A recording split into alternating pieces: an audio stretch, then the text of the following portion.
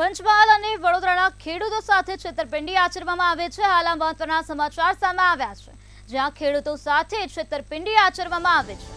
તો ખેડૂતો સાથે આ પ્રકારે કૃત્ય કરવામાં આવ્યું છે, છેતરપિંડી કરવામાં આવી છે। ટ્રેક્ટર ભાડે લઈને છેતરપિંડી આચરનાર ઠગને ઝડપી પાડવામાં આવ્યો છે।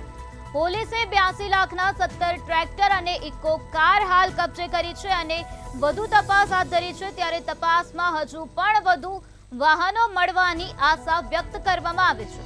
ટ્રેક્ટર ભાડે રાખી ભાડું ન આપતા હોવાની ફરિયાદ કરવામાં આવી છે।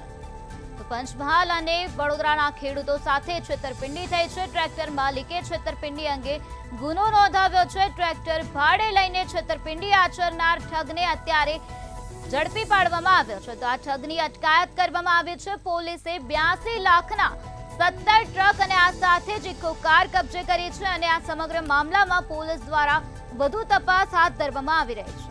તો પોલીસે અત્યારે આ ઠગની અટકાયત કરી છે અને વધુ પૂછપરછ હાથ ધરી છે।